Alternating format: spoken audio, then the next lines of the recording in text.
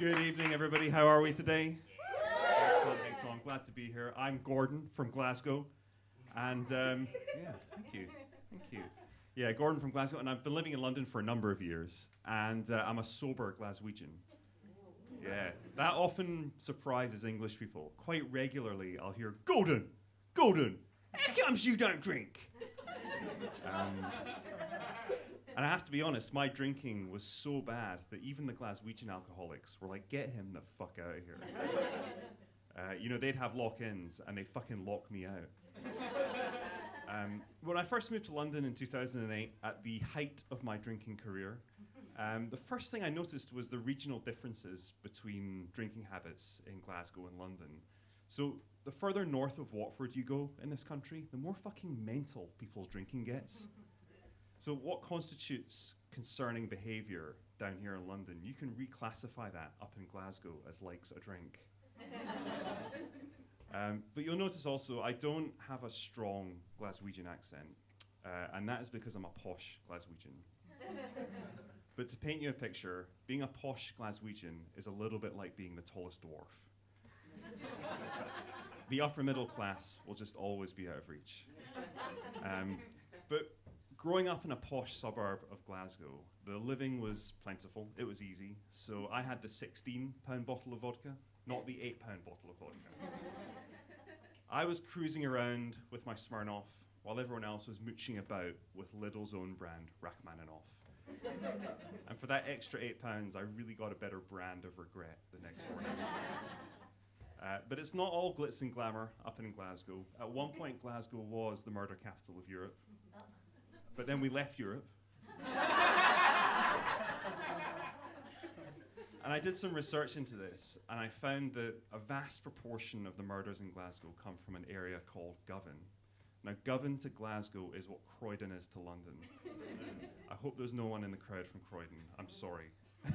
But it's the arsehole of the city.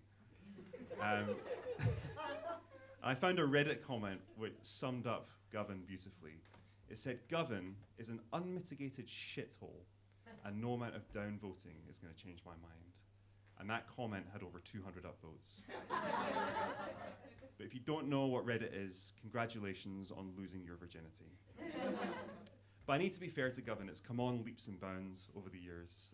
Back in the 90s, it was like a zombie apocalypse movie. It's upgraded itself now to a Ken Loach movie. I'm glad some people got that. You know, that's my favorite joke, and hardly anyone gets it. But yeah, it got me thinking, because Govan, during the Industrial Revolution, it was the gateway to Europe for global trade. And it got me thinking about Scotland's contributions to the global stage. So we have many great inventors from Scotland. So we've got John Logie Baird, who invented the television. We've got John Davy, who invented the deep-fried Mars bar. We've also got James Watt from the Industrial Revolution from the 1700s.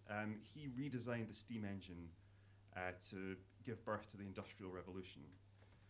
Not to be confused with James Watt, the CEO of Brewdog. So the thing about James Watt, the inventor from the 1700s, he managed to harness the power of steam pressure to create high-performance engines. James Watt from Brewdog exerted pressure on his employees to generate employment tribunals and therapy bills.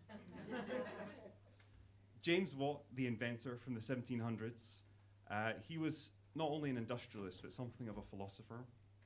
So many of his philosophical musings were actually turned into industrial patents. James Watt from Brewdog likes to shitpost on LinkedIn for attention. James Watt, the inventor from the 1700s, he mixed together toxic chemicals to create chlorine. James Watt from Brewdog created a toxic work environment using his penis. Thank you very much.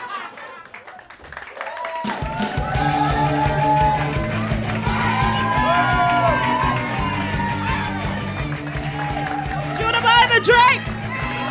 We'll buy